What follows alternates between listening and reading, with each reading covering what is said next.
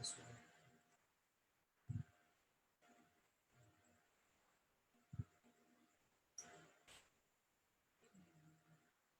que ça diffuse?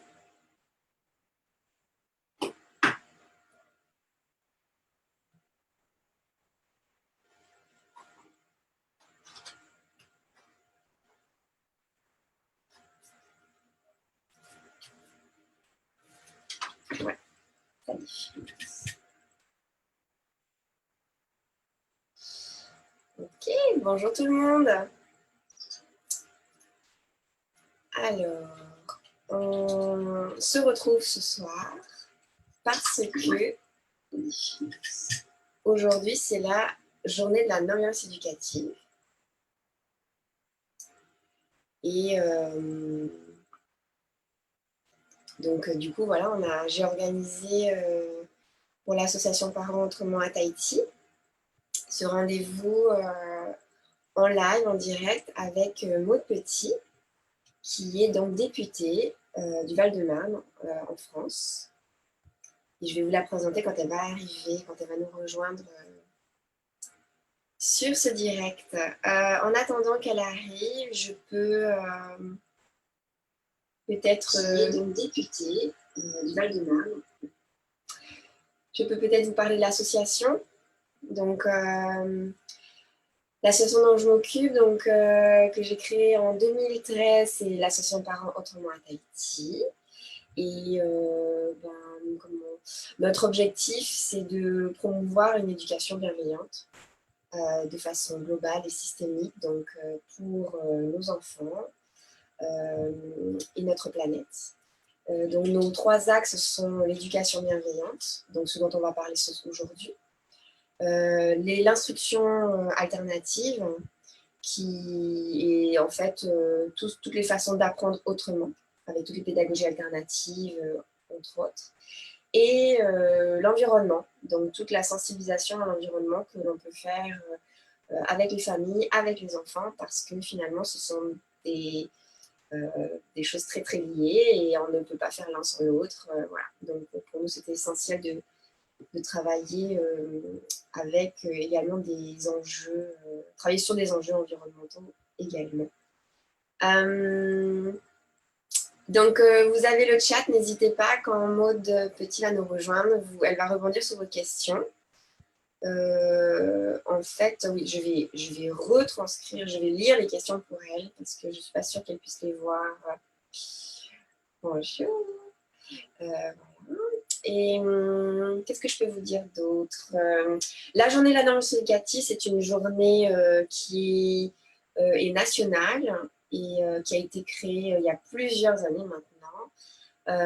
Et donc qui est fêtée dans toute la France et qui a tendance à se répercuter maintenant, qui est connue de plus en plus au-delà de la France. Et donc, c'est une journée qui est là pour nous rappeler à quel point il peut être néfaste d'éduquer nos enfants avec toutes les pratiques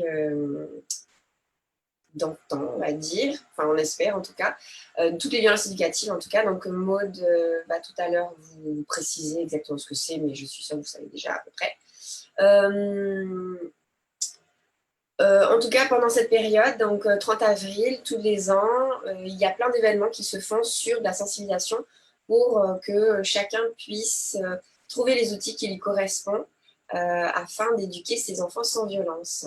Et donc, il y a vraiment un tas de choses, vous allez voir sur Facebook, sur Internet, etc., sur les réseaux sociaux. Et notamment, Tahiti, ça fait déjà plusieurs années que l'association propose des événements pour ça. On a fait des événements au Parc Paufey, on a fait des conférences, on a fait l'année dernière, on a fait Isabelle Filosa, qui est venue à Tahiti faire une super conférence et ensuite des formations.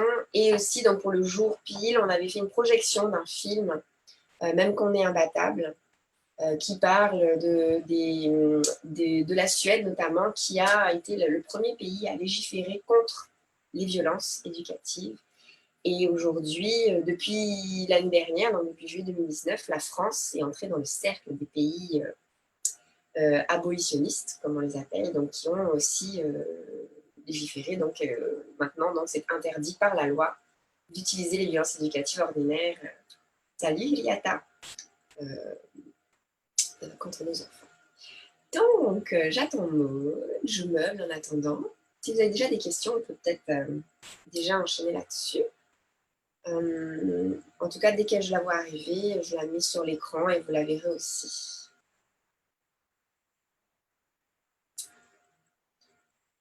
Voilà, restez avec moi. Je peux danser en attendant si vous voulez. Non, je vais éviter. Ok.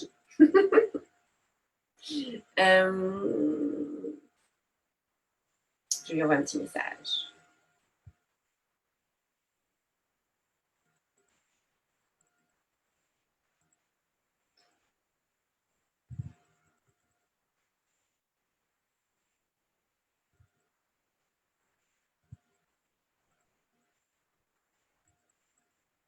Ok, c'est envoyé. J'adore vos petits messages. Ça me permet de me sentir moins seule. Qu'est-ce que je peux vous dire d'autre? Après donc l'intervention de Madame Petit, donc de Maud Petit, on va... Ah, là voilà. Il y aura une session de questions-réponses.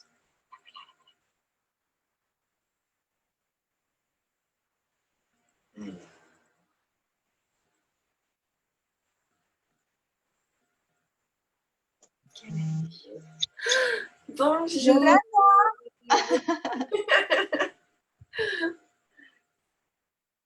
Alors, normalement, on est en direct sur Facebook. J'attends de voir le retour sur Facebook si ça passe bien, l'image. Oui, c'est bon, ça passe. C'est bon, tout le monde te voit. Bonjour, merci beaucoup d'être parmi nous. On t'attendait avec impatience. Donc, du coup, ben, je te présente vite fait à tous ceux qui nous regardent. Donc, on a la chance d'avoir parmi nous donc, Maud Petit, qui est députée du Val-de-Marne et qui est donc l'auteur et la rapporteure de la loi contre les violences éducatives ordinaires, qui est passée donc en juillet 2019, l'année dernière, après un long travail de collaboration avec plein d'acteurs. Voilà. Donc, voilà, est-ce que tu veux rajouter des choses ou en parler déjà, comme tu veux? D'accord, bien sûr. Tout d'abord, vous dire que je suis vraiment très émue et très heureuse d'être avec vous ce soir, puisque vous allez vous coucher dans quelques heures. Moi, je me lève. Je voulais vous dire que je suis très heureuse donc d'être avec vous et de pouvoir échanger de cette loi des violences éducatives ordinaires. C'est vrai que ça a été un très long combat. Vous savez, en France, on a mis 10 ans avant de pouvoir adopter ce texte-là. Et on était parmi les derniers pays en Europe à ne pas avoir de loi très claire contre les violences éducatives ordinaires. Il restait ça. Alors que la France, c'est quand même le pays des droits de l'homme. Oui. Donc, ça a été un travail long avec beaucoup d'associations et chaque association a participé à la construction de ce texte parce que c'est un travail de terrain qui a été fait de longue haleine. Donc, un travail avec les associations et aussi un travail législatif. Voilà. Donc, moi, il m'a fallu convaincre mes collègues que la France était prête pour avoir une loi qui interdisait le droit de correction. Ils ont mis du temps à comprendre parce que j'ai dû mettre quand même 1 an avant de leur comprendre qu'il fallait qu'on vote ce texte-là. Mais ça s'est fait et quand ça s'est fait, eh bien, ça a été voté à l'unanimité. Voilà. Donc, le texte existe aujourd'hui. On a une loi contre les violences éducatives ordinaires. Ce qui est très important, c'est de savoir comment elle se présente. Vous avez 3 articles. Il y a un article qui est l'article 1er qui corrige, qui complète l'article 371.1 du Code civil sur l'autorité parentale. Et en fait, c'est simplement une toute petite indication, c'est qu'il est interdit en fait d'éduquer ses enfants avec de la violence physique ou psychologique. Voilà, c'est une toute petite phrase. Pourquoi? Parce qu'en fait, elle est lue maintenant lors des mariages par le maire en fait. Voilà. Donc, c'est une petite indication comme ça, mais qui veut dire beaucoup. C'est-à-dire qu'on prévient les futurs mariés que quand ils auront des enfants, ils auront des droits vis-à-vis de ces enfants, mais aussi des devoirs vis-à-vis d'eux, et notamment de les éduquer sans violence. Voilà, donc c'est quelque chose de très important. Et puis, il y a un autre article dans la loi qui demande au gouvernement, en fait, de prendre des mesures pour accompagner l'application de cette loi, pour faire des campagnes publicitaires à la télé, des campagnes médias, par exemple, et puis aussi pour mettre en place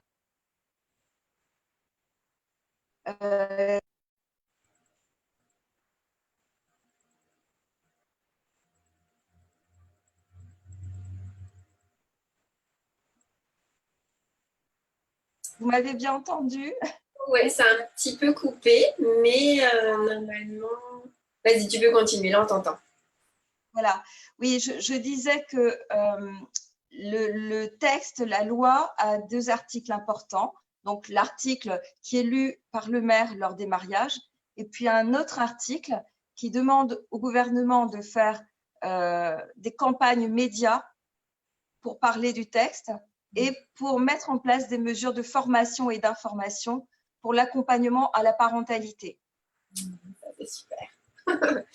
Est-ce que tu peux nous dire, c'était quoi qu'est-ce qui a fait que ça a pris 10 ans en fait? Quelles sont les résistances qui ont fait que, pour quelles raisons c'est pas une évidence pour tous et notamment du gouvernement en fait?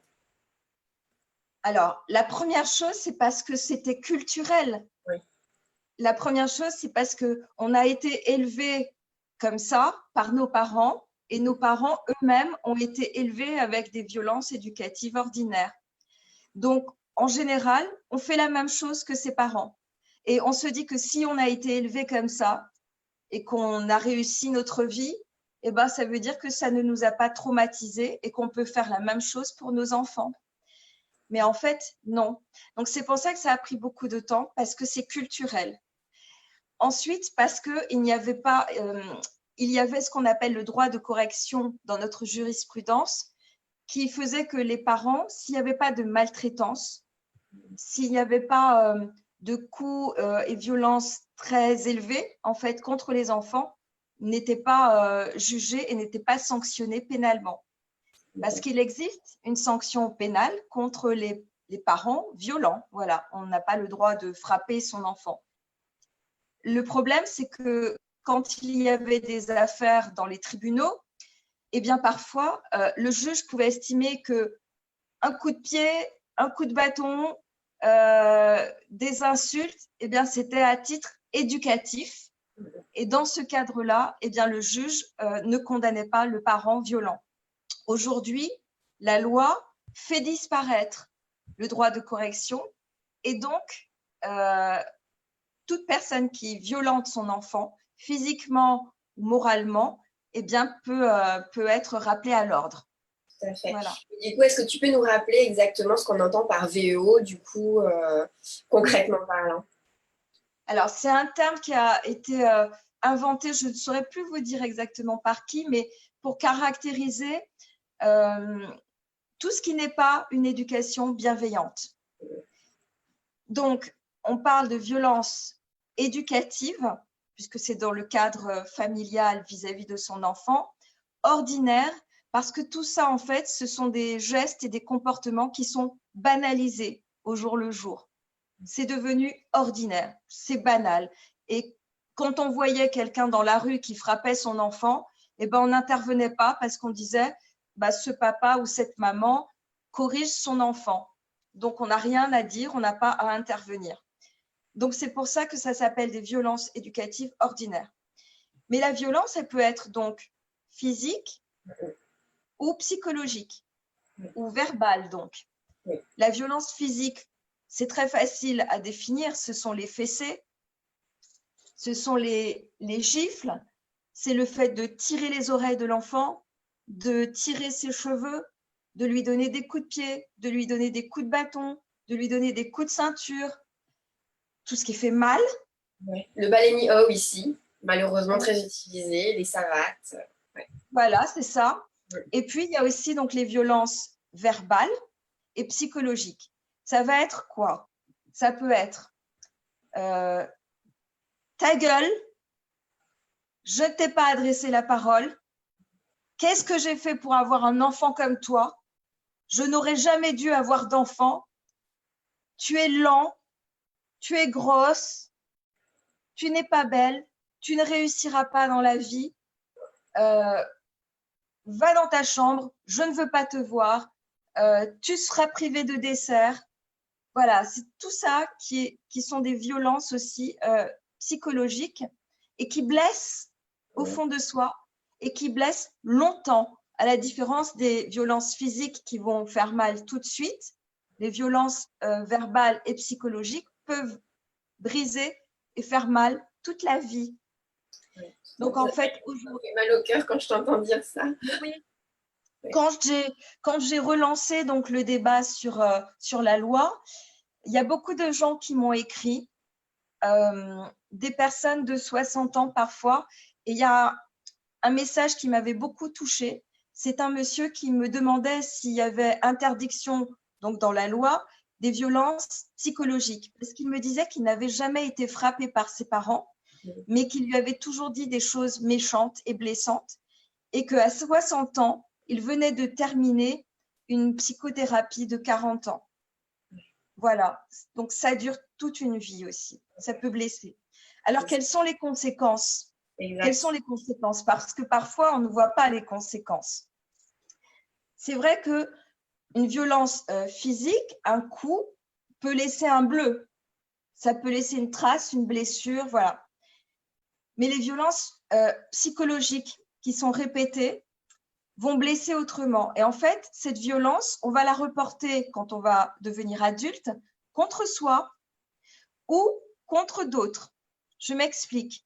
On peut reporter cette violence contre soi parce que on va perdre confiance en soi. On n'aura pas d'estime de soi.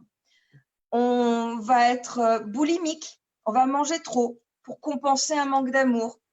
Ou on va être anorexique. On va tenter de se suicider.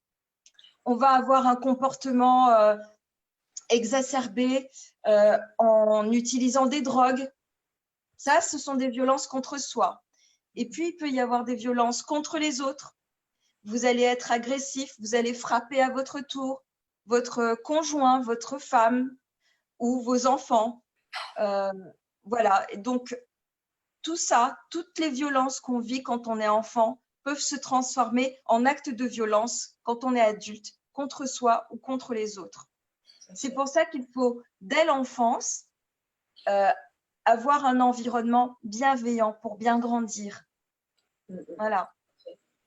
Et après, à plus grande échelle, il me semble aussi qu'il y a des enjeux, parce que le système se répète en fait. Le système familial se répète après au sein de la société, au sein de l'entreprise, au sein du pays, au sein du monde en fait. Et qu'est-ce que tu en penses de ça?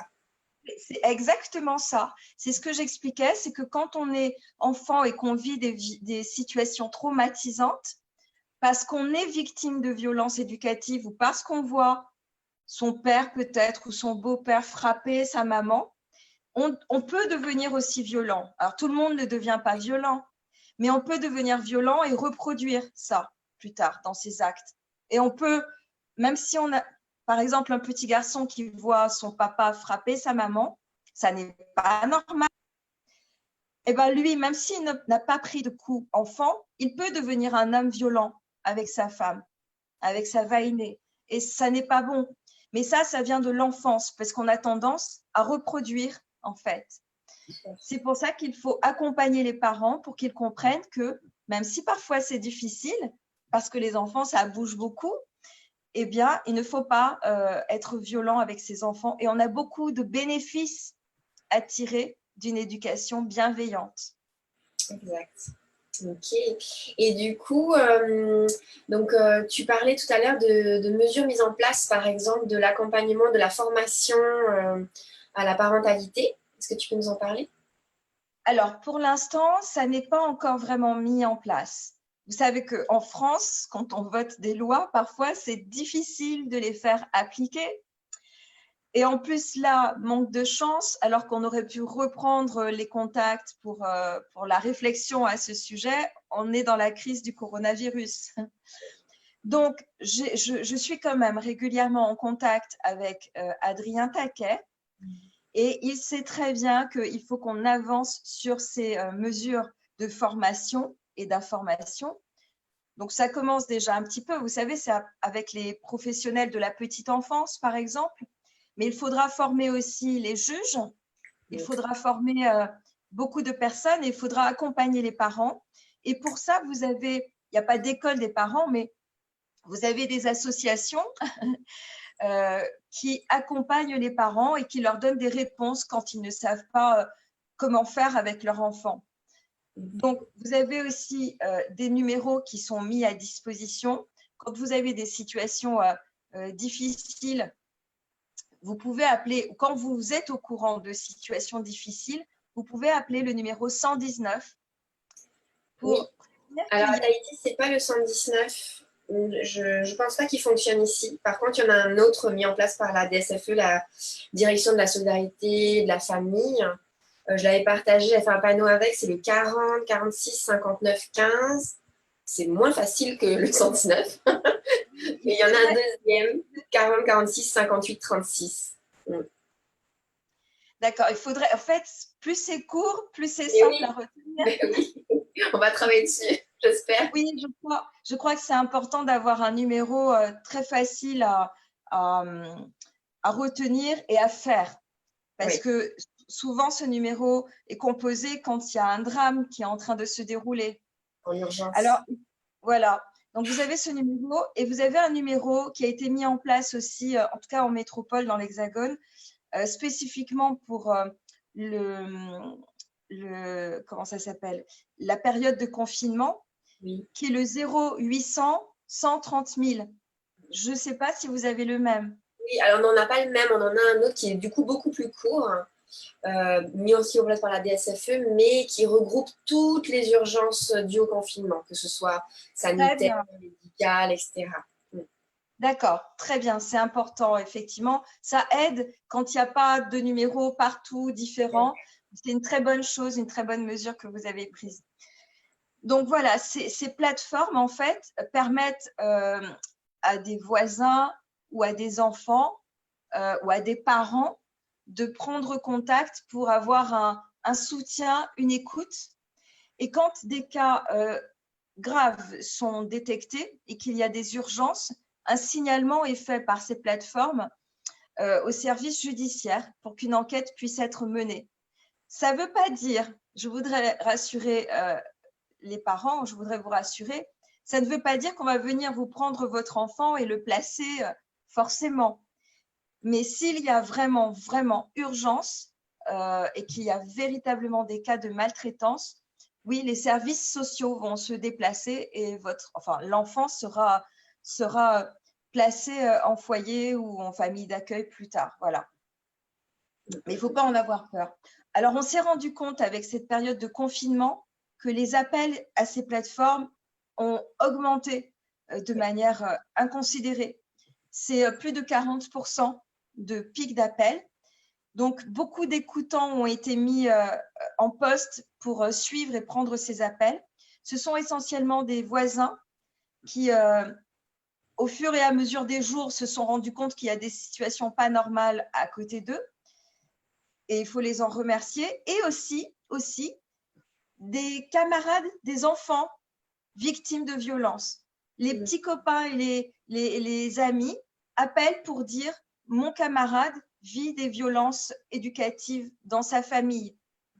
Et quand ce sont les enfants qui appellent, les écoutants passent beaucoup de temps avec eux pour bien comprendre la situation et bien les accompagner. Et ça, c'est très important en fait, parce qu'il y a une écoute, un temps d'écoute qui est plus long pour les enfants. Et ça, c'est indispensable. Tout à fait. Super. Et il y a une question ou une phrase, en tout cas, quelqu'un qui nous dit par rapport aux écoles. Donc, cette loi, elle est vraiment pour la sphère familiale. Dans les écoles, c'était déjà interdit. On est d'accord? Alors, dans les écoles, en fait, ça n'est pas une loi. Oui. Il me semble que c'est un décret, en fait, de ministère. qui effectivement interdit qu'il y ait des violences commises par les professeurs ou le corps enseignant à l'encontre des enfants. Mais ça, un décret ou un règlement, ça n'a pas la même force qu'une loi. Donc, voilà.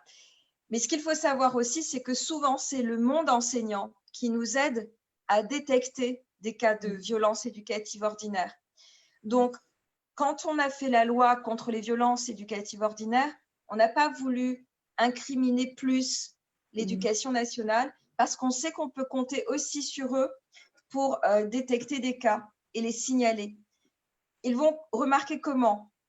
Eh bien, ils peuvent remarquer qu'il y a des problèmes quand un enfant est très souvent absent et qu'il n'y a pas vraiment de justificatif. Donc, une absence répétée peut être le signe d'un problème à la maison. L'enfant peut arriver aussi et un jour être très heureux et puis d'autres jours ne pas être très bien. Il peut avoir des signes des blessures ou des coups aussi sur le visage ou sur le corps. Il peut se mettre à l'écart de ses petits camarades aussi parce que quelque chose ne va pas. Et dans ces situations-là, les enseignants, les directeurs ou directrices d'école, enfin, remarquent un comportement et encadrent l'enfant pour essayer de comprendre ce qui ne va pas. Et à partir de ce moment-là, eh bien, des signalements peuvent être faits. Voilà. Donc, effectivement, sensibiliser le corps enseignant et peut-être aussi le mettre dans le programme comme une sensibilisation aussi aux enfants, puisque tu parlais tout à l'heure des petits camarades qui peuvent signaler. Oui, voilà. Dites-vous, ce n'est pas de la dénonciation. Vous pouvez sauver des vies en appelant ce numéro, en signalant une situation difficile. Parce que vous savez, souvent on dit une fessée, ça n'a jamais tué personne. Mais si ça peut tuer, si ça peut tuer. Et vous entendez parler, ça arrive, d'enfants qui sont morts parce que les parents les ont frappés ou le beau-père ou voilà. Donc bien sûr, donc ça arrive. Donc si ça peut tuer, une gifle peut tuer. Je connais le cas où un enfant a été frappé. Vous voyez la main d'un adulte à côté de la tête d'un enfant, c'est grand, a été frappé violemment. Il s'est cogné contre un radiateur et il est mort. Voilà, il y a eu quelques mois aussi un enfant qui a été battu à coups de bâton parce que ce soir-là, il n'avait pas envie de faire ses devoirs de classe. Ça arrive comme nous, ça nous arrive parfois peut-être de ne pas avoir envie d'aller travailler. Donc, il n'avait pas envie de faire ses devoirs. Et je crois que ce sont ses grands frères qui l'ont frappé, qui l'ont corrigé et il est mort. Voilà. Donc, la violence éducative peut tuer. Donc, quand vous appelez parce que vous avez entendu des cris tous les jours, tous les soirs, à la même heure, c'est que quelque chose ne va peut-être pas et il faut appeler pour aider cet enfant. Pareil, peut-être pour aider aussi une femme qui est en danger aussi, c'est la même chose. Voilà. Donc, il ne faut pas hésiter. Et donc, les enseignants sont déjà un petit peu formés à détecter ça, mais c'est vrai que peut-être il faudrait encore refaire des séquences de formation avec eux, avec les policiers aussi, les gendarmes, avec tout le personnel judiciaire pour qu'ils soient sensibilisés à ces violences contre les enfants et à ces violences contre les conjoints, parfois les violences conjugales aussi. Voilà. Alors, donc, tout se met en place petit à petit avec le secrétaire d'État Adrien Taquet. Donc, il y a un plan sur les violences faites à l'enfant de façon générale qui est déjà rédigé, qu'on n'a pas donc encore pu mettre en place, mais il n'y a pas encore assez de place contre les violences éducatives dans ce plan. C'est pour ça qu'il faut relancer la campagne média. Et il y a des petits films qui repassent maintenant en heure d'écoute sur plusieurs chaînes et que vous pouvez voir. Donc, c'est important que ce message accompagne la loi, parce que la loi toute seule, ça ne changera pas beaucoup les choses. Voilà. Il y a des gens qui ont peur de la loi, dans la vie c'est comme ça, et puis il y a les gens qui n'ont pas peur ou qui ne connaissent pas la loi. Et donc, si on ne fait pas passer le message tout le temps que c'est interdit de frapper son enfant, de lui crier dessus pour l'éduquer, bah, les gens vont oublier qu'il y a une loi. Donc, il faut la rappeler. Voilà, des rappels à la loi. Ouais. Il y a quelqu'un qui demande justement comment est-ce qu'on peut définir la différence entre une VEO et une maltraitance. C'est vrai que la limite est assez subtile. Oui, oui. En fait, ça dépend des personnes. Je m'explique. La VEO, c'est le terreau de la maltraitance. C'est-à-dire que quand vous avez de la VEO, vous allez à un moment donné arriver peut-être à de la maltraitance. C'est le début de la maltraitance. Et donc, vous savez, quand vous tapez peut-être un enfant, une gifle, la première fois, il va arrêter et peut-être ne pas recommencer.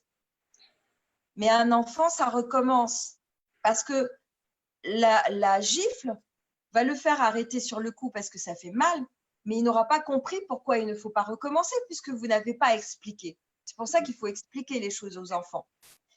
Donc, il va recommencer. Il va recommencer. Cette fois-là, vous allez donner 2 gifles. Il va arrêter. Mais comme il ne sait toujours pas pourquoi, vous ne lui avez pas expliqué pourquoi il ne faut pas recommencer, il va recommencer. Cette fois-là, vous allez faire quoi? Vous allez donner plus fort et plus. Allez, 5 gifles, une fessée. Vous voyez, ça monte progressivement parce que l'enfant ne comprend pas. Alors, on passe à un stade plus élevé. Et au fur et à mesure, ça devient de la maltraitance. Oui. C'est une échelle dans la violence. La maltraitance, c'est plus fort que les violences éducatives, mais c'est parce qu'il y a déjà des violences éducatives à la base qu'on arrive à de la maltraitance. Voilà. Et comprenez bien, un argument que j'ai utilisé beaucoup pour faire comprendre qu'il fallait interdire les violences éducatives ordinaires, c'était que aujourd'hui, on ne frappe plus les personnes âgées, on les protège. C'est vrai. Aujourd'hui, on ne frappe plus un prisonnier. Le gardien n'a plus le droit de frapper un prisonnier parce qu'il s'est rebellé. Non, c'est interdit. Si ça se passe, il peut y avoir des sanctions contre le gardien qui a frappé le prisonnier. On ne frappe plus une personne âgée, on ne frappe plus un prisonnier. Aujourd'hui, vous savez tous et toutes que violenter sa femme, frapper sa femme, c'est interdit. Donc, dans les années 70 en France, quand on interrogeait un homme sur le trottoir, un micro-trottoir, pour lui demander s'il frappait sa femme, il disait « Bah oui, ça lui remet les idées en place. Parfois, elle fait même mieux l'amour. » Aujourd'hui, on n'entendrait plus ça parce que tout le monde sait que c'est interdit de frapper sa femme ou son mari, parce que ça arrive aussi. Pour les animaux, quand on fait mal à un petit animal, à un animal, ça s'appelle de la cruauté animale. C'est interdit. Alors pourquoi son enfant, qui est quelque chose de tout petit, de fragile, on va aller lui faire mal pour l'éduquer? Ça n'est pas normal. Donc en fait, j'ai utilisé aussi ces arguments-là pour dire c'est pas normal. Vous frappez pas vos parents, vous frappez pas votre conjoint, vous frappez pas vos enfants. Voilà. Mais il y a aussi quelque chose qui nous a beaucoup aidé, c'est l'avancée de la science et même de ce qu'on appelle la neuroscience. Aujourd'hui, on s'est rendu compte que même si ça n'est pas visible, une violence, des méchancetés répétées, ça allait avoir un impact sur le cerveau de l'enfant et sur son développement. Et en fait, ça va retarder sa croissance. Peut-être pas physique, mais peut-être mentale et intellectuelle. On s'est rendu compte qu'il y a des blocages, des zones qui vont se bloquer dans le cerveau de l'enfant et donc il ne va pas se développer très bien. Vous pouvez avoir par exemple la preuve avec un enfant qui va avoir des difficultés d'apprentissage à l'école. Un enfant qui a du mal à apprendre ses leçons, qui a du mal à écrire, eh ben, c'est un enfant peut-être qui prend des coups à la maison. Et ce qui est paradoxal, c'est que le parent va voir les mauvaises notes. Il va dire, mais tu ne travailles pas à l'école, et il va recommencer à le frapper. Mais c'est un cercle vicieux. Au lieu d'aider l'enfant, ça va encore plus l'enfoncer. Donc, si on est dans cette situation, faut arrêter de frapper son enfant. Il faut s'asseoir à côté de lui, il faut lui expliquer comment on fait, avec gentillesse. Vous êtes gentil. Je suis venue en Polynésie en juillet l'année dernière. Je vous ai rencontré un petit peu. Oui. Je sais que vous êtes un peuple gentil. Donc, vous savez, vous avez beaucoup de douceur et de tendresse et je sais que vous pouvez le faire. Mais c'est vrai que parfois, éduquer un enfant, c'est difficile. Quand on est fatigué, quand on a une journée de travail difficile ou longue, retourner à la maison et avoir les enfants qui bougent dans tous les sens alors qu'on a envie de se reposer, c'est pas facile tout le temps. Et ben moi, je vous dis, quand ça arrive, il faut dire à votre enfant que vous êtes fatigué. Il ne faut pas avoir honte ou peur de dire à votre enfant que vous êtes fatigué. Et il comprend, vous savez, il comprend. Et vous lui dites, pour l'instant, je ne peux pas te répondre, mais je te répondrai tout à l'heure, par exemple. Je t'accompagnerai tout à l'heure. Et ça, c'est important pour l'enfant et c'est important pour vous aussi. Moi, je suis maman monoparentale, famille monoparentale. J'ai élevé mes 2 enfants donc, parce que je suis divorcée.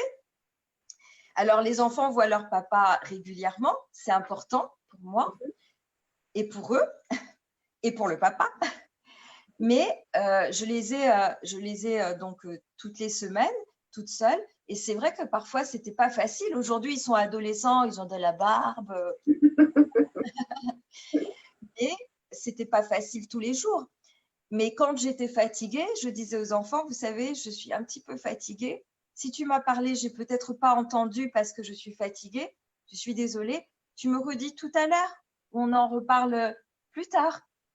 Et si je fais la promesse de en parler plus tard, il faut que je la tienne aussi. Tout à fait. Donc, il faut être patient aussi avec les enfants. Vous savez, il n'y a que la répétition qui est efficace. C'est comme nous, hein, adultes. Ce n'est pas la première fois qu'on nous dit quelque chose qu'on va comprendre et qu'on va fonctionner avec ça. Donc, pour un enfant, c'est pareil. Il faut l'éduquer, il faut l'accompagner, c'est-à-dire lui répéter les choses.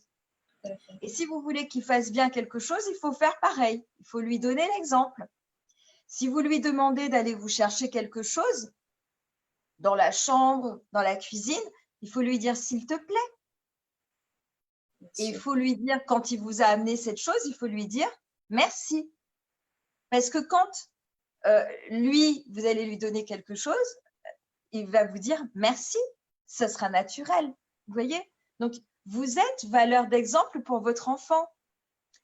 Vous trouvez que votre enfant dit des gros mots, bah, c'est peut-être que vous en avez dit aussi parfois.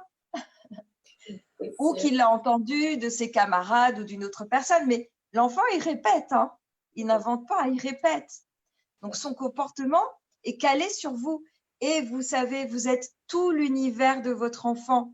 Il ne connaît pas le monde encore. Ses seuls référents, c'est vous, c'est maman ou papa. Il ne connaît personne d'autre, en fait, encore dans le monde. Donc, il se construit en faisant comme vous, en étant patient comme vous, en faisant des câlins parce que vous lui faites des câlins.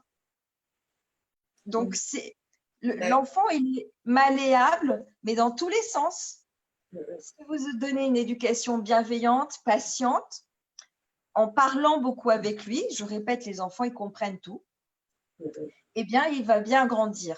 Et vous pourrez être fier de votre enfant. Même s'il court dans tous les sens, ça veut dire que c'est un enfant qui va bien. Oui. Mais si vous l'éduquez avec malveillance, avec de la violence, votre enfant, il va se mettre à mentir peut-être. Il va vous cacher des choses. Il va vous dire oui, qu'il a fait son travail, mais il n'a pas fait. Et dans son cerveau, il va commencer à changer. Et je vous dis, il y a des gens comme ça qui mentent dans la vie. Vous avez peut-être tous croisé des gens qui ont l'habitude de mentir, de cacher les choses. C'est peut-être que quand ils étaient enfants, ils ont développé une stratégie de mensonge avec les parents pour se protéger. Tout à fait. je ne veux pas prendre de coups ce soir, je vais dire que j'ai fait mon travail et que j'ai tout compris, alors que je n'ai pas compris et que j'ai besoin d'aide, mais je ne veux pas prendre de coups. Donc, je vais dire oui. Tout à Vous fait. voyez?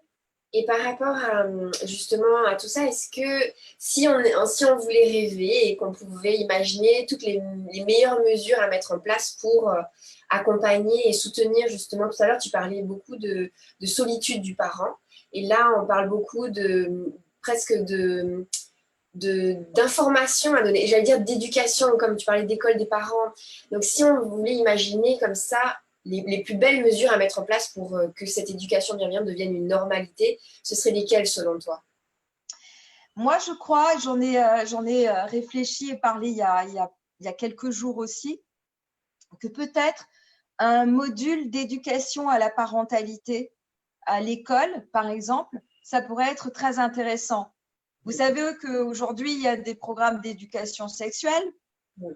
Bon, personnellement, j'ai jamais eu mon cours. Hein. J'ai dû apprendre toute seule. Bon, mais je pense que un cours comme ça, un petit programme, quelques heures dans le programme vis-à-vis peut-être de tout petit en CM1 ou en CM2 et ensuite au collège ou au lycée, peut-être que ça peut être intéressant pour que les enfants soient bien conscients de ça, de l'éducation bienveillante. Tout à fait. Ça peut être quelque chose d'intéressant. Maintenant, vous savez, les programmes scolaires, Oui. ce n'est pas le ministre directement qui les gère, c'est un organisme qui travaille sur les programmes. Et il y a déjà tellement de choses à enseigner que souvent on nous répond il n'y a pas la place pour ça. Il n'y a pas la place, il n'y a pas la place. Mais je crois que ce serait très, très bénéfique à tous, aux enfants, aux parents, qu'ils deviendront, d'avoir un petit module comme ça de formation et d'information sur l'éducation bienveillante.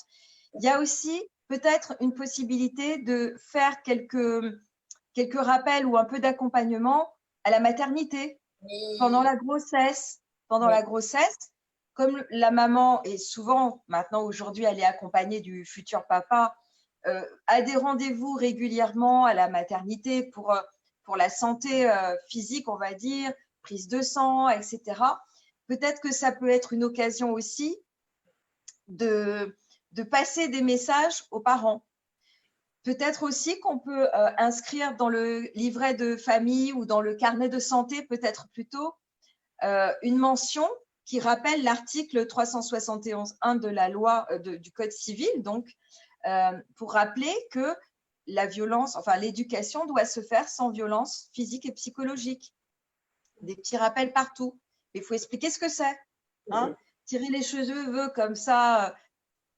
Mais si, c'est violence éducative ordinaire. Si, c'est VEO.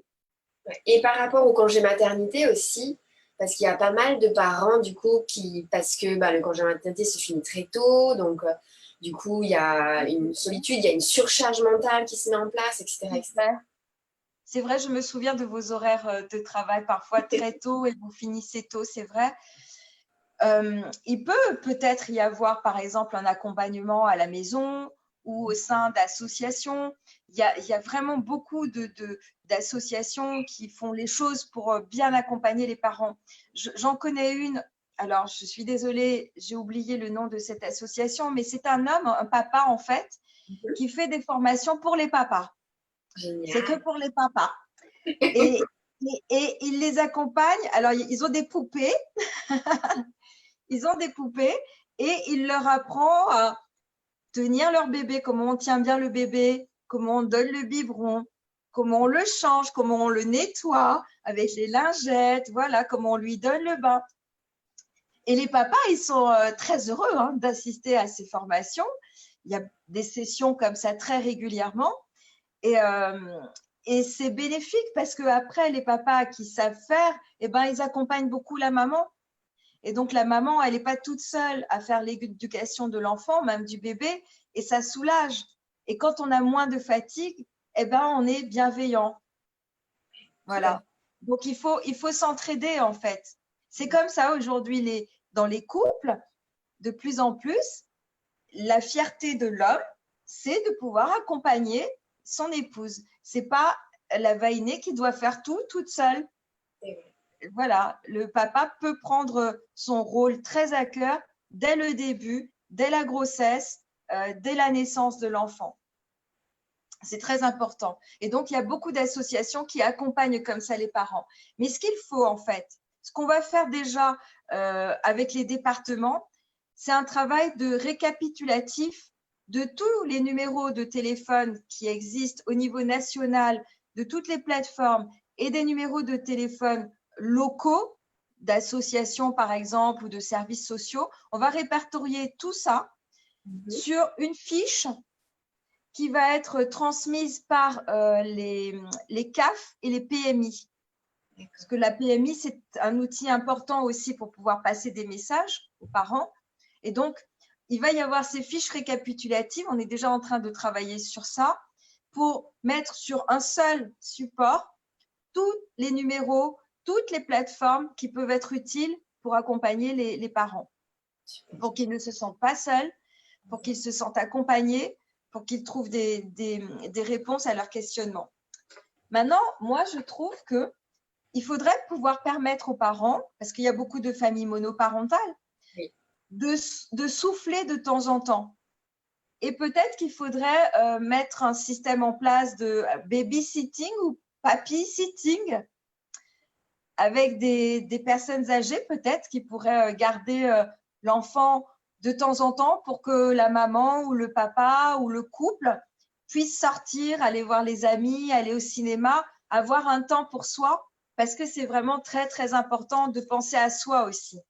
Si on s'oublie, on ne pourra pas donner d'attention aux autres. Il faut savoir se donner à soi de l'attention. Et oui, on a le droit et il faut le faire pour pouvoir réussir à donner du temps et de l'amour aux autres. tout à fait. Voilà. C'est très juste. Et donc, il faut réfléchir peut-être à ce système de du babysitting qui serait proposé, je ne sais pas, par le département, avec des tarifs intéressants. Je ne sais pas comment, c'est une réflexion comme ça, avec des personnes âgées peut-être qui ont envie de s'occuper aussi, parce que parfois, il y a l'isolement des personnes âgées aussi. En tout cas, en métropole, c'est beaucoup le cas. Je sais, heureusement, c'est moins le cas en Outre-mer. Mais peut-être permettre à des personnes âgées de s'occuper aussi en gardant un petit peu les enfants pendant 2 heures pour que les parents puissent aller souffler aussi. Voilà. Très Il y a bonne plein idée. de choses à faire. Mais oui, il y a plein de choses à faire, beaucoup de travail. Oui, mais c'est passionnant. Oui, oui, oui, passionnant. Et puis pour quelque chose qui est tellement essentiel. Donc, Oui, c'est vrai. voilà. Ouais. Il n'y a pas beaucoup d'autres questions. Donc, beaucoup d'encouragement, vraiment, tout le monde est vraiment très reconnaissant pour tout ce travail-là et acquiesce sur le fait que ça passe par la communication, que effectivement les parents ont des devoirs, enfin, il y a vraiment beaucoup de mots très, très positifs sur Facebook. Merci beaucoup. Et Merci. Maintenant, il faut prendre le relais. Hein. oui, oui, Moi, oui. j'ai été un petit outil au niveau législatif, mais maintenant, pour que ça marche bien, il faut prendre le relais. Il faut que dans votre fonctionnement de tous les jours, vous pratiquiez l'éducation bienveillante et que vous disiez à vos amis, le bouche à oreille beaucoup aussi, qu'il faut élever son enfant comme ça. On ne donne pas une baffe parce qu'on n'est pas content, parce qu'on est fatigué soi, parce qu'on est fâché soi. Non, l'enfant, il n'a pas à apprendre à subir. Donc, voilà. Je vous donne une petite astuce, par exemple, quand vous allez faire les courses avec les enfants. Souvent, on dit, j'ai pas envie d'aller faire les courses avec les enfants parce que c'est turbulent, il va crier, il voudra des bonbons. Vous lui donnez aussi une liste de courses à faire. Lui, votre enfant, il doit avoir sa liste de courses aussi. Quand vous allez le responsabiliser, vous lui dites, bah, toi, tu vas devoir rechercher ça. Est-ce que tu peux m'aider? Est-ce que tu peux me rendre ce service? Oui, bien sûr. À partir du moment où il va avoir quelque chose à faire aussi, eh bien, il sera rendu en responsabilité et je peux vous assurer qu'il ne va pas vous embêter. Hein. parce que lui aussi, il aura aidé à faire les courses, c'est important. Et donc, c'est bien de responsabiliser aussi vos enfants. C'est, oh, tu sais, je suis un petit peu fatiguée. Est-ce que tu peux m'aider à mettre le couvert? Vraiment, ça va m'aider parce que tu vois, maman est fatiguée ce soir et si tu peux m'aider, ça va être extraordinaire. Oui, d'accord, je vais le faire. Et les enfants font, hein. Je vous assure, ils sont gentils, ils aiment leurs parents, ils ne veulent que vous rendre service. Alors, faut leur demander gentiment. Voilà. Et ils vont faire. Et il faut que ça devienne une habitude. Mes enfants, ils ont mis le couvert tout seuls très tôt. Ils étaient tout petits, ils mettaient le couvert.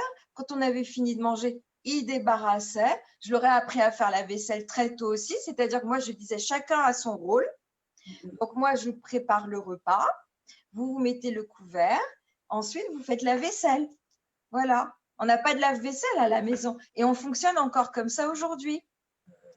Donc, ils me rendent ce service. Bien sûr, Voilà. essentiel. Le sentiment d'appartenance et de responsabilité et d'importance aussi. Oui, Oui, ils attendent ça, les enfants, je vous assure. Donnez-leur des petites responsabilités. Tu veux m'aider à balayer? Bah oui, regarde, je te montre comment on fait. Votre fils, votre garçon,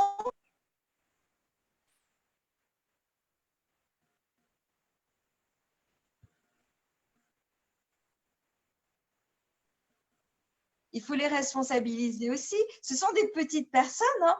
Ils ne sont pas là juste pour manger, aller à l'école et aller se coucher. Donc, c'est important d'avoir des moments avec eux. Et quand vous faites quelque chose, de les intégrer à ce que vous faites aussi parfois. tout à fait. Voilà. Eh ben, merci beaucoup, Maud. On arrive, j'ai pas envie de te prendre trop de temps. Alors, c'est déjà exceptionnel qu'on ait pu t'avoir pendant 1 heure avec nous. Et est-ce que tu veux terminer, clôturer en disant quelque chose? Ben, moi, je vous souhaite déjà un bon 1er mai, puisque moi, je suis déjà au 1er mai. Oui, c'est vrai. Je vous souhaite, j'espère que le confinement s'est bien passé aussi, ces petites questions d'actualité, qu'il n'y a pas eu de difficultés particulières pour vous. Je crois que vous avez bien géré la crise hein, à Tahiti, Oui, dans on est les en îles, vous avez confinement bien progressif là. géré. Oui, Voilà, c'est ça. Donc, c'est bien, tant mieux. Moi, je suis en Île-de-France, on va faire partie des derniers à être déconfinés. oui. Euh, donc, je vous souhaite une belle année d'éducation bienveillante et je suis et serai toujours à votre disposition si vous voulez pour refaire un petit Facebook Live comme ça. Voilà, donc je suis là, je veille sur vous aussi. Sarah, elle le sait très bien, je suis là pour l'accompagner et répondre à ses questions. On travaille sur quelque chose ensemble ces jours-ci. Oui. On va avancer, voilà. J'ai eu le secrétaire d'État, Adrien Taquet, sur notre sujet et on va essayer de trouver la meilleure solution possible. Super. Voilà. Merci beaucoup, Maud. Merci à tous. Ça a Merci plein à de vous. messages de remerciements et d'encouragement. Merci pour tout Merci. ce que tu fais pour nous, pour les enfants, pour le monde. Merci, merci, merci. Merci à vous. Merci à vous. Au revoir. À bientôt. Bonne soirée. À Au revoir. bientôt.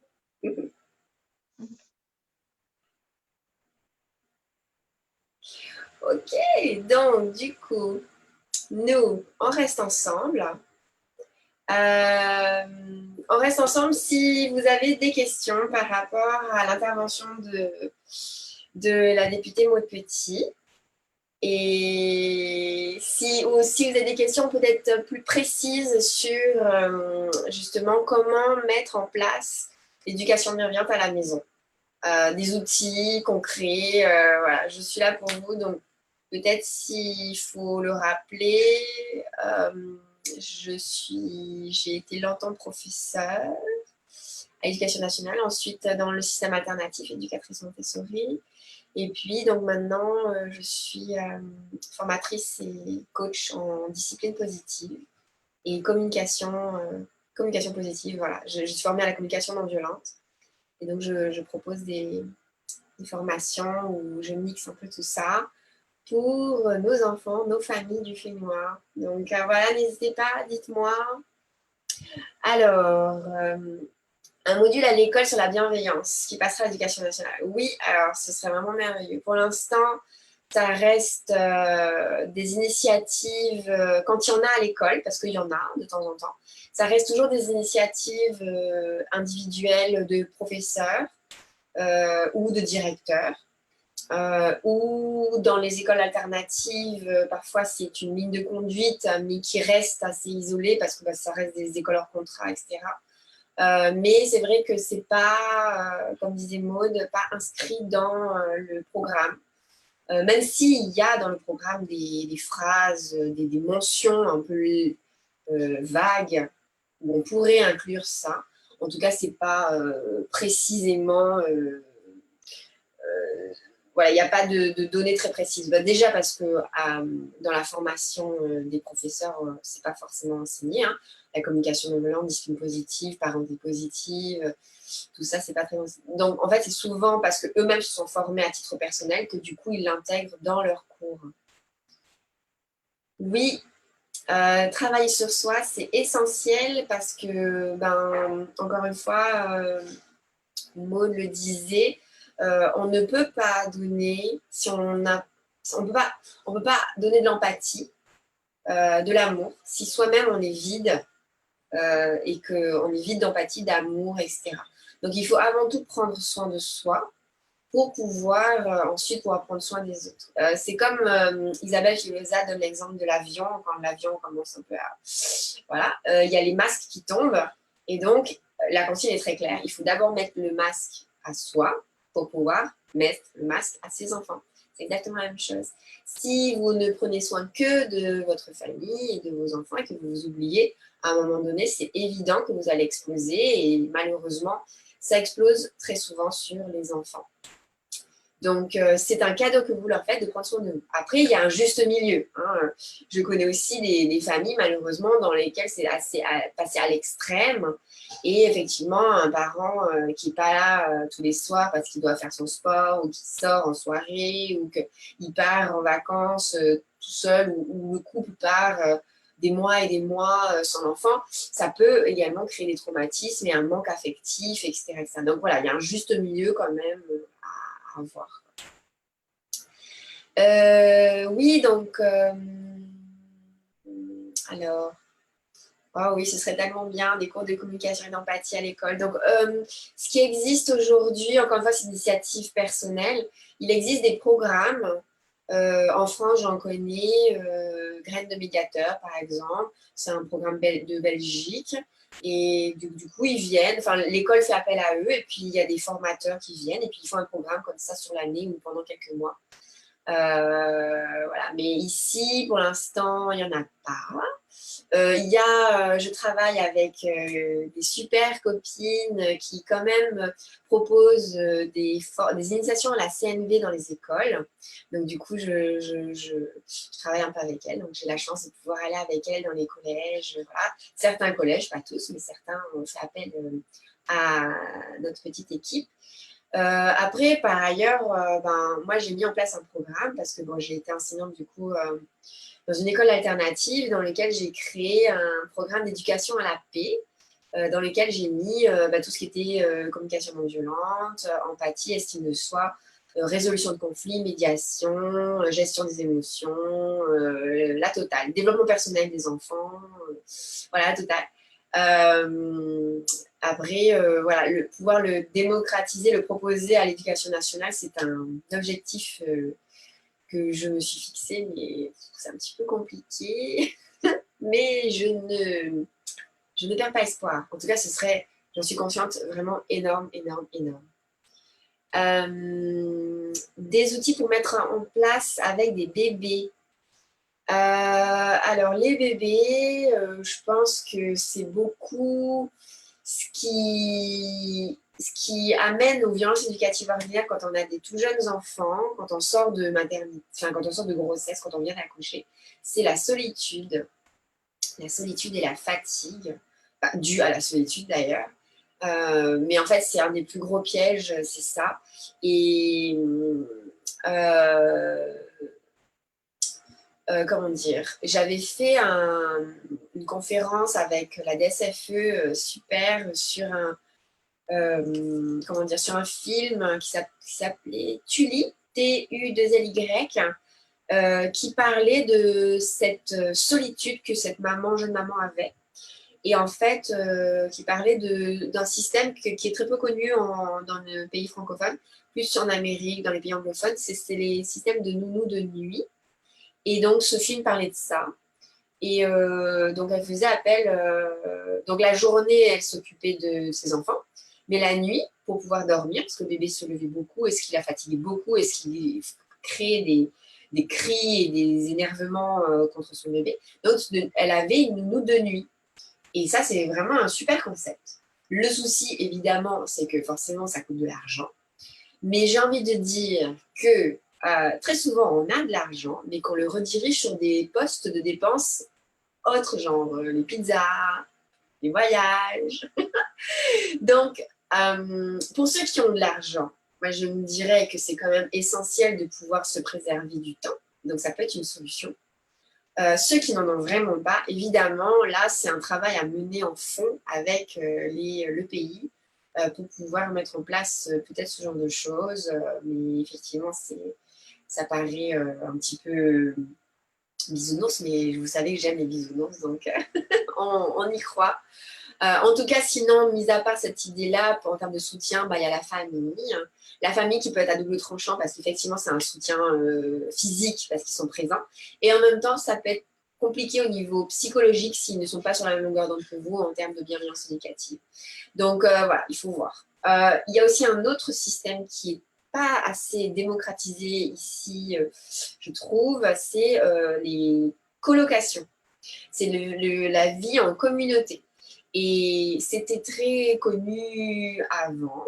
Et aujourd'hui, on est dans une société qui dit que si on a réussi dans la vie, ben on est tout seul dans sa maison. Or, quand on vit avec d'autres familles, eh ben, on peut plus facilement se relayer. Et du coup, ça soulage tellement, mais vraiment tellement. Et il peut être peut-être envisageable de changer de maison pendant ces périodes-là et de se regrouper. Enfin, je veux dire, tout est possible et rien n'est définitif. Enfin, voilà, j'essaie de vous faire prendre conscience qu'on peut ouvrir le champ du possible et que c'est pas que réservé aux jeunes et aux ados de coloquer, de faire des colocations. Il y a vraiment des belles choses qui peuvent se passer dans les communautés comme ça. Et quand je dis communiquer, c'est pas forcément religieux, hein, c'est vraiment juste, on est tous dans une grande maison, on a chacun notre espace de vie, et puis ben, on s'entraide sur les tâches de la vie quotidienne, sur la garde des enfants, etc., etc. Et ça peut vraiment être une super solution. Donc voilà, donc pour les bébés, je me dirais le soutien, et puis dormir, dormir, dormir au maximum. Dormir dès qu'il dort, lâcher prise sur les tâches ménagères, le quotidien. Voilà, malheureusement, ici, on n'a que 2 mois de congé maternité. Mais au moins, pendant ces 2 mois-là, donnez-vous le luxe de ne penser qu'à votre bébé et à vous. Parce que c'est tellement essentiel, ces 2 mois-là, pour, euh, pour pouvoir construire des bases solides pour lui plus tard. Voilà, en France, par rapport à la loi qui est passée, justement, il y a un programme qui a été mis en place des 1000 jours, les 1000 premiers jours de l'enfant, qui ont été reconnus comme essentiels pour la construction de son cerveau et de sa construction psychologique. Et voilà, donc si ça peut être un minimum à mettre en place, les 1000 jours, ce serait génial. Oui, pour les familles monoparentales, c'est tellement difficile d'être tout seul. À chaque fois, je suis admirative et en même temps, je me dis, mais à un moment donné, c'est pas possible. On peut pas être super woman et super papa. Et il faut pouvoir arriver à demander de l'aide et vraiment,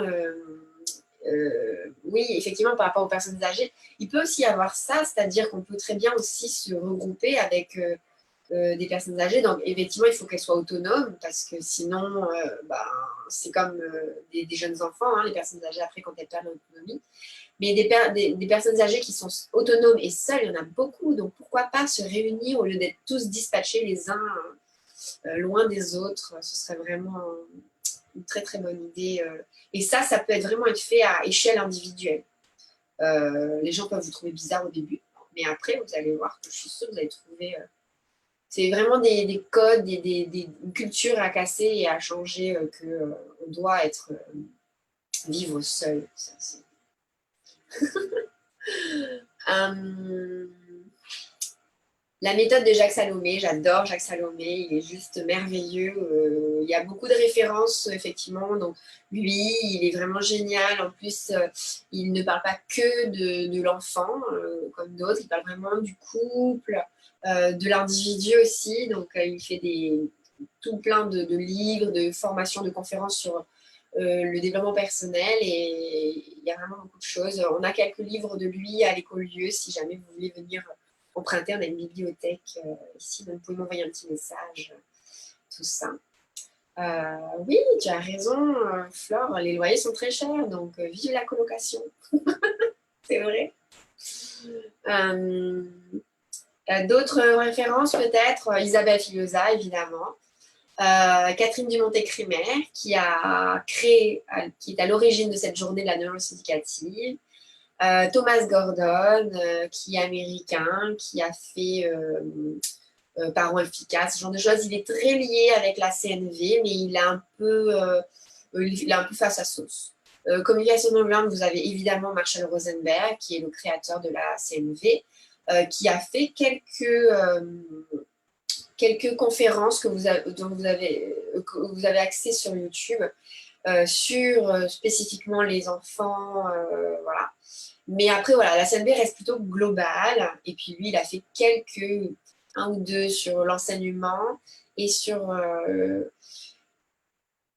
je suis en train de réfléchir s'il en a fait directement sur la parentalité. J'ai un doute, en fait.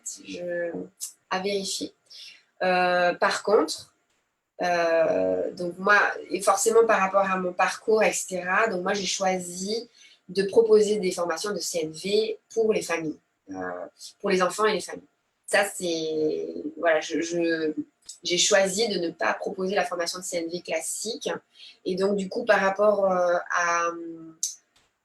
à tout ce que j'ai vécu pendant toutes ces années dans les écoles où j'enseignais la CNV aux enfants, bah, du coup, j'ai pris tous mes outils, là, j'ai condensé ce qui marchait le mieux, ce que les enfants aimaient le mieux. Et donc, je propose ça aux enfants tout seul, donc en atelier vraiment juste l'enfant, ou moi ce que je préfère vraiment en famille complète. Comme ça, c'est beaucoup plus global et il y a un impact qui est beaucoup plus pérenne sur l'ensemble de la famille. Ah, voilà, mais c'est comment démocratiser. Ah, la CNV, c'est la communication non violente. Voilà. Donc, c'est un process qui est vraiment très intéressant parce que ça parle de la communication et que c'est la base de beaucoup de choses, mais que ça parle aussi énormément de développement personnel, d'empathie, d'intention et de liens subtils. Voilà, c'est vraiment beaucoup plus de l'ordre de la connexion entre humains.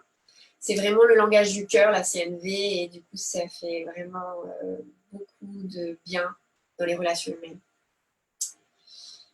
Ouais. Qu'est-ce que j'ai d'autre comme question?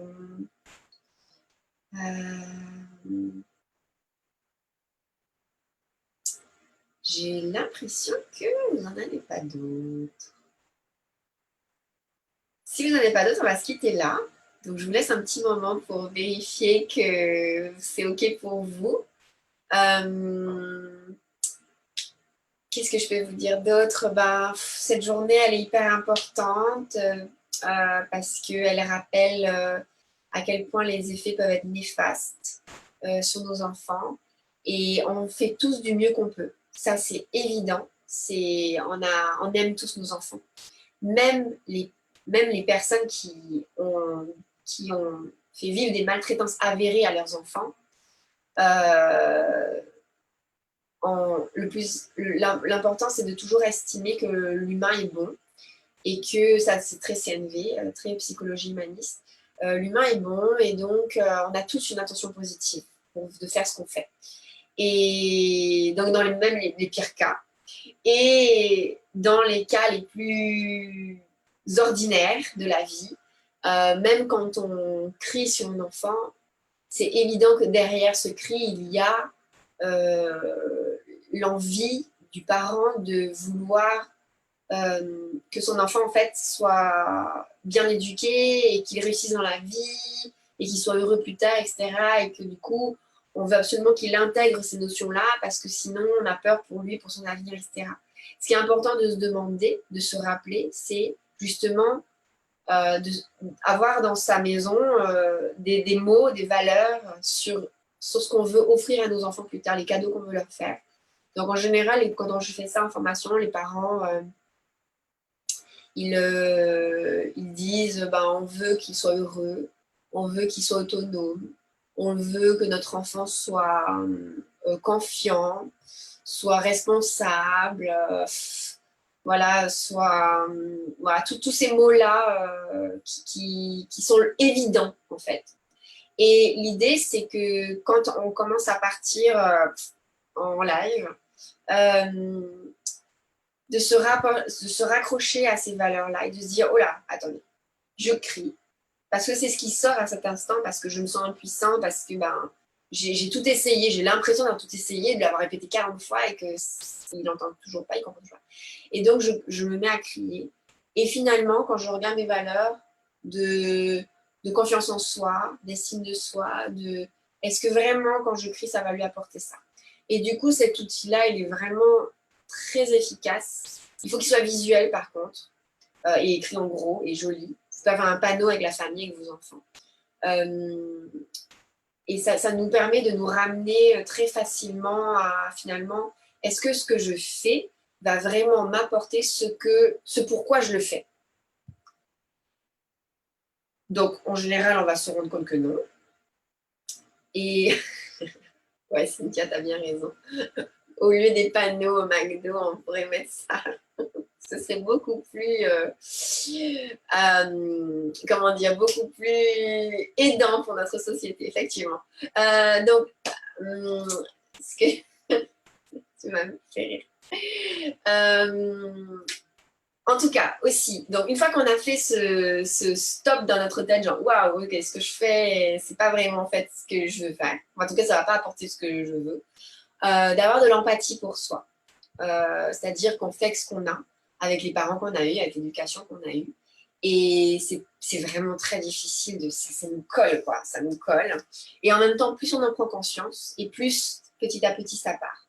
Après, c'est vraiment hyper important de pouvoir aussi accepter l'idée qu'on a tous besoin d'aide. Et puis, donc, il y a des psychothérapeutes, des psychologues, il y a aussi des formations, des coachings, ou alors même en autonomie. Il y a plein de choses sur YouTube, c'est vraiment hyper riche, des choses du coup en accès libre, des méditations, des affirmations positives qui nous envoient des messages à force de se les répéter, qui nous changent nos croyances du genre je suis capable de m'éloigner ou de communiquer avec mon enfant, de ne pas forcément reproduire ce que j'ai vécu, etc. etc.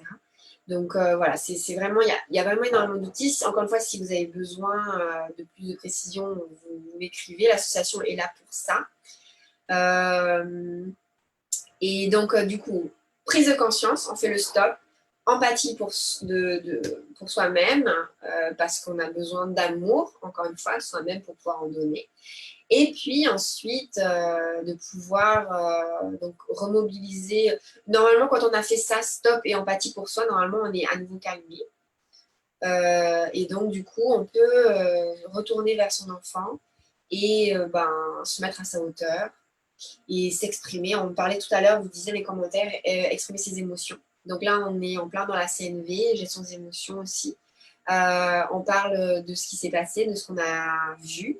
Donc, quand je t'ai vu te lever de la table et que tu n'avais pas débarrassé, quoi, je me suis sentie vraiment seule, démunie et fatiguée.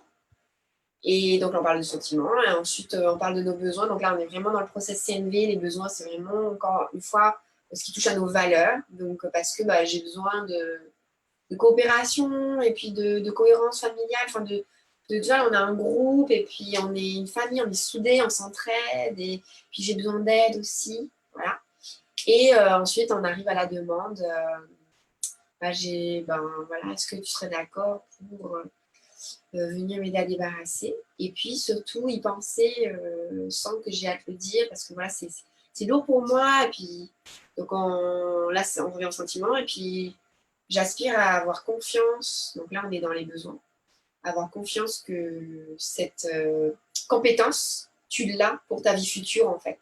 Parce que très souvent, nous, parents, on voit tellement loin, on n'est vraiment pas assez sur le moment présent. Et du coup, quand par exemple nos enfants nous ramènent une mauvaise note, dans notre tête, ça défile des trucs du genre mon Dieu, il va rater sa vie, il va finir sous les ponts, c'est horrible quoi. Mais en fait, ben, vous voyez, c'est un peu extrapolé. Donc, arriver à avoir de l'indulgence aussi envers soi, méditer beaucoup, se recentrer sur l'instant présent en famille. C'est une compétence essentielle qu'il y a dans le programme d'éducation à la paix que j'ai proposé. Se recentrer sur soi, sur le temps, sur le temps présent, sur l'autre, sur vraiment ce qu'on vit à un moment M. C'est vraiment, ça aide vraiment, vraiment beaucoup. Et donc, notamment sur ça, c'est bah, voilà, juste là, il n'a pas débarrassé, mais voilà. J'ai confiance que malgré tout, je suis un modèle, comme le disait Maud, et que j'ai confiance en lui, j'ai confiance en moi, en tant que parent, et je sais que j'éduque un enfant merveilleux qui aura cette compétence-là plus tard et qui sera heureux, et qui rendra heureux sa future famille. Ah oui,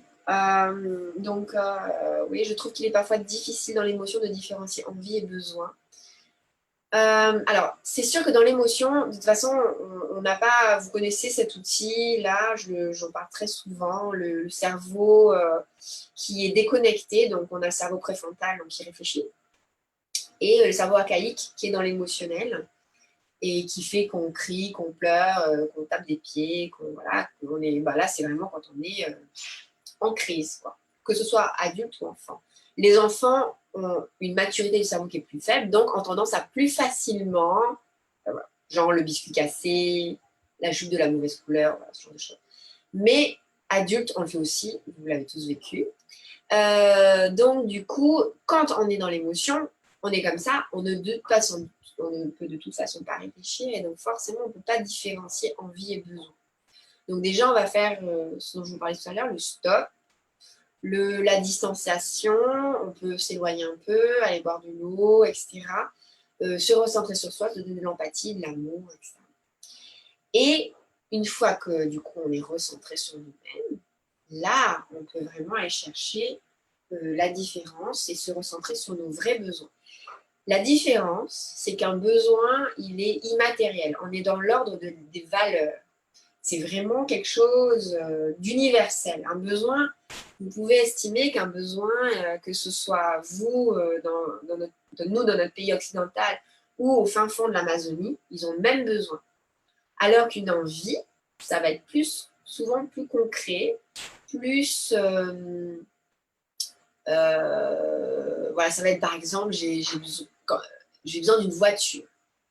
Ça, en fait, c'est pas un besoin. Parce qu'au fin fond de l'Amazonie, ils n'ont pas besoin. Ils ont besoin d'une barque.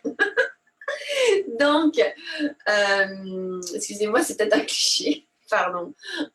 Donc, du coup, ce que je voulais dire, c'est que c'est un abus de langage de dire que c'est un besoin. En réalité, c'est une envie, un désir, ou en CMV, on dit que c'est une stratégie pour atteindre un besoin. Donc, le besoin qui est en dessous de la stratégie de voiture, ben, ça, par exemple, ça peut être un besoin d'autonomie, donc de mobilité, tu vois, d'être indépendant.